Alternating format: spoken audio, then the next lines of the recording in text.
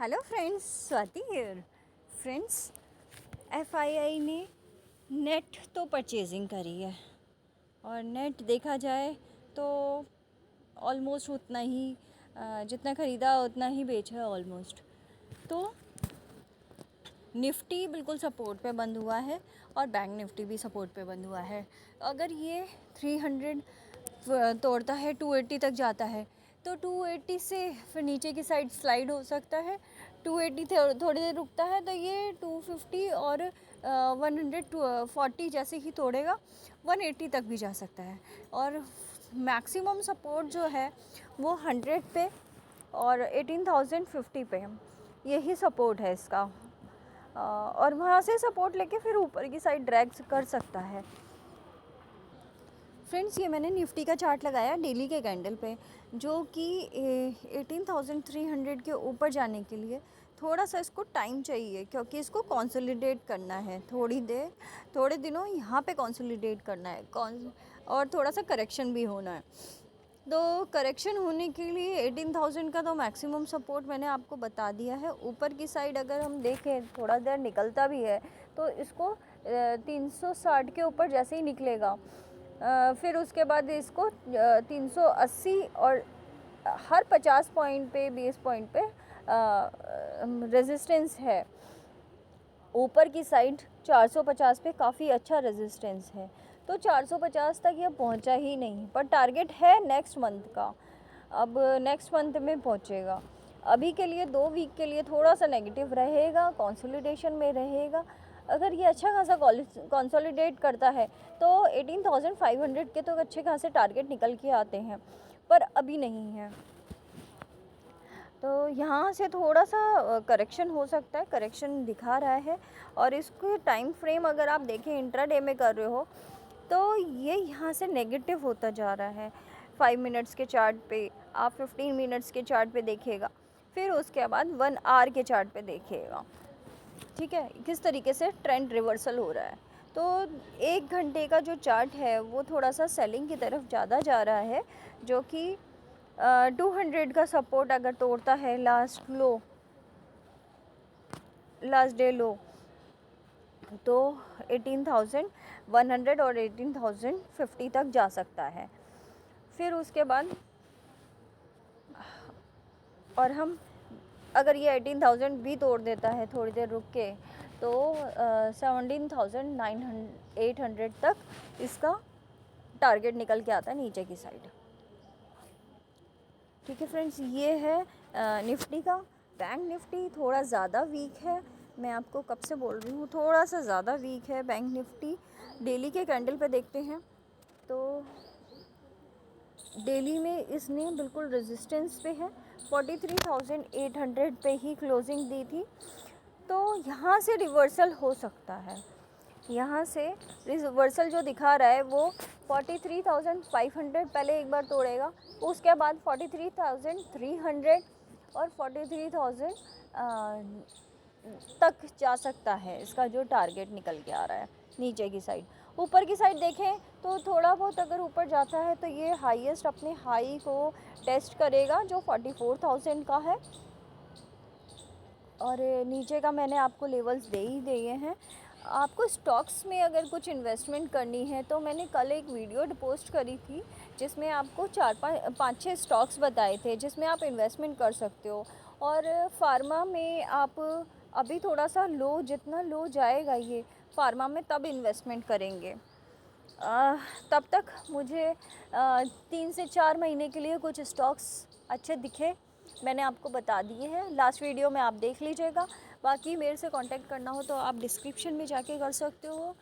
Description में मैंने आपको व्हाट्सएप नंबर दिया है, अपना कांटेक्ट नंबर दिया है, कॉल पे कर सकते हो, मैसेज कर सकते हो, मेल कर सकते हो, टेलीग्राम का चैनल वो कर सकते हो, इस पर कमेंट कर सकते हो, इसी यूट्यूब पे जिस तरीके से आपको कंफर्टेबल लगे आप वो कर सकते हो।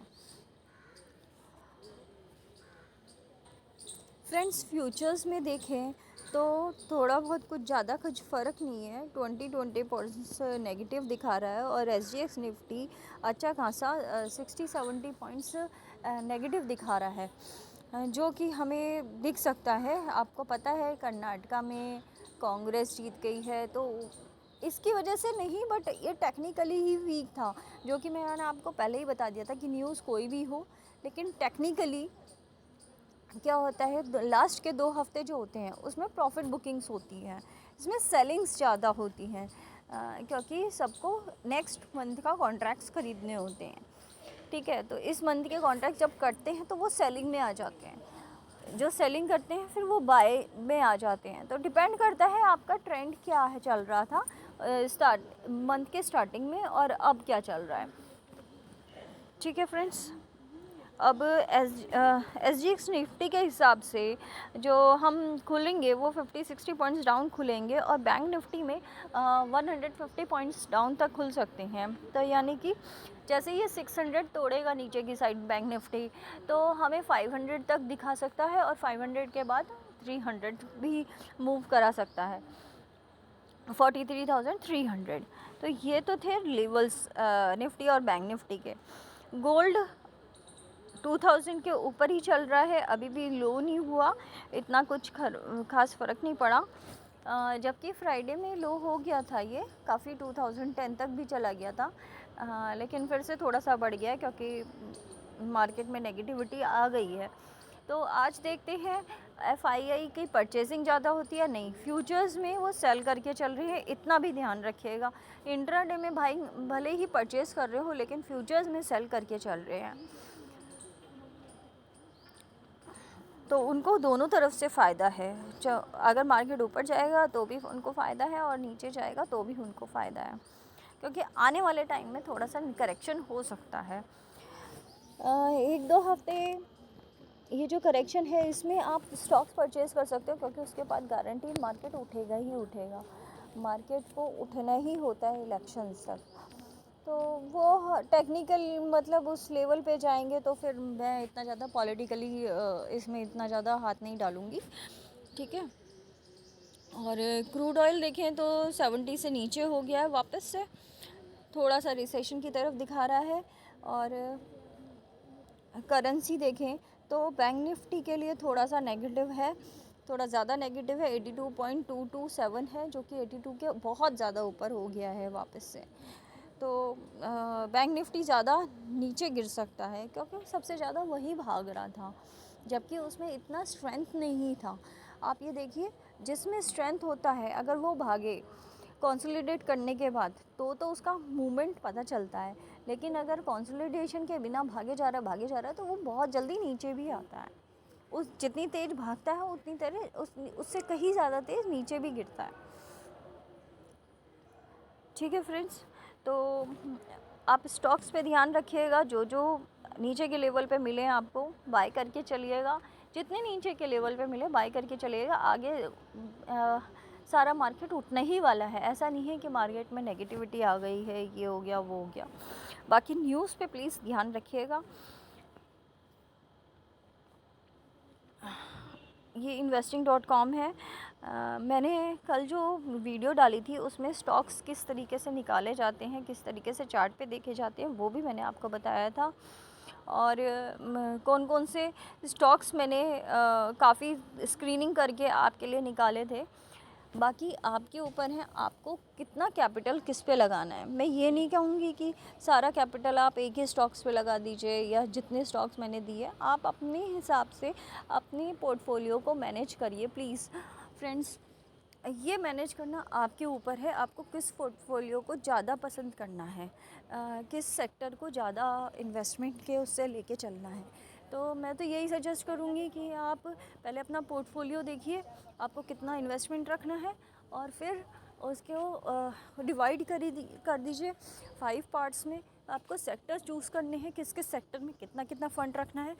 वो जब आप सेक्टर्स और इस तरीके का चार्ट बनाएंगे तो आपको खुद ही रियलाइज़ होगा आप इस सेक्टर के फ़ंड में इतना इन्वेस्टमेंट कर सकते हो, उस हिसाब से आप इन्वेस्टमेंट करिए प्लीज़। आपको 2-3 स्टॉक्स रखने हैं एक ही सेक्टर के, या एक रखना है, डिपेंड्स ऑन यू। बाकी फार्मा सेक्टर मुझे इतना ज़्यादा ऊपर जाते हुए अभी दिख नहीं रहे ना। ऑटो सेक्टर हाँ थोड़े से बुलिश हो सकते हैं, और आपके कंस्ट्रक्शन सेक्टर चल रहा है, रियल इस्टेट का सेक्टर थोड़ा सा चल रहा है, पेपर इंडस्ट्री का जो सेक्टर है वो अभी चल रहा है, बट आने वाले टाइम में वो नहीं चलेगा, तो वो भी ध्यान रखिएगा। वो पीक पे हैं अभी, आगे आने वाले टाइम में थोड़ा बारिश होती है तो उनका काम कम हो जाता है, वो चीज़ें आप ध्यान रखिएगा, ठीक है। तो आगे गोल्ड का पे हम गोल्ड 20 पे ले सकते हैं। गोल्ड 20 और सिल्वर 20, ये मेटल्स में ये ज़रूर दो ऐड करके रखिएगा अपने पोर्टफोलियो में। चाहे 10% करें, लेकिन करिएगा ज़रूर, क्योंकि गोल्ड 20 और सिल्वर 20 आपको अच्छा खासा रिटर्न दे सकता है। अगर आप गोल्ड में डायरेक्टली नहीं भी करना चाहते बिकॉज ऑफ रिस्क फैक्टर, तो आप इसमें कर सकते हो गोल्ड 20 में। नेक्स्ट है आपका मेटल सेक्टर। मेटल सेक्टर भी थोड़ा सा मुझे उठता हुआ दिख रहा है, थोड़ा सा आने वाले टाइम में उठ सकता है, क्योंकि कंस्ट्रक्शन भी चल रहा है। बैंकिंग सेक्टर में I won't be suggesting you any stock, क्योंकि मुझे बैंकिंग स्टॉक बहुत ज़्यादा वीक लगा है, सेक्टर पूरा का पूरा बहुत वीक लगा है। पर हाँ, प्राइवेटाइज जो बैंक है ICICI, SDFC, अगर आपको लोअर लेवल पे मिलते हैं तो प्लीज़ आप उठाइएगा ज़रूर। जैसे SDFC बैंक 1600 के आसपास मिलता है, ये देखिए 1600 के नीचे मिलता है, 1500 के आसपास, तो उठाइएगा। आइकर मोटर्स है 3000 के आसपास मिलता है, तो ये उठा लीजिएगा। ICICI बैंक 800 के नीचे मिलता है वापस से, तो उठा लीजिएगा। इन्फोसिस 1200 के आसपास मिलता है, 1220, 1210, तो उठा सकते हैं हम।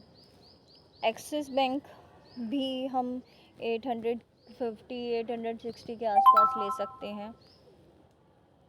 इस तरीके से आपको इसमें स्विंग ट्रेडिंग करनी होगी। फिर रिलायंस में हमारा जो टारगेट है वो 2600 के भी अबव है, बट अभी थोड़ा सा प्रॉफिट बुकिंग की वजह से, जैसे कि ऑयल भी गिर रहा है, तो जब ऑयल गिरता है ये डायरेक्टली रिलेट करता है ऑयल से, तो रिलायंस में ऑयल गिरेगा तो रिलायंस भी गिरेगा। तो आज रिलायंस का बहुत बड़ा हाथ हो सकता है गिरने के लिए, और SDFC बैंक का बैंकिंग सेक्टर में गिरने के लिए। SBI प्राइवेट जो पब्लिक बैंक है वो सबसे ज़्यादा वो गिर सकते हैं, तो उनका ध्यान रखिएगा, ठीक है फ्रेंड्स। तो आज के लिए फ़िलहाल इतना ही। थैंक यू सो मच, और इन्वेस्टमेंट करते रहिए, आगे आने वाले टाइम में आपको फ़ायदा ही होगा। Thank you friends, thank you so much. Like, comment, share करिए please. Thank you so much.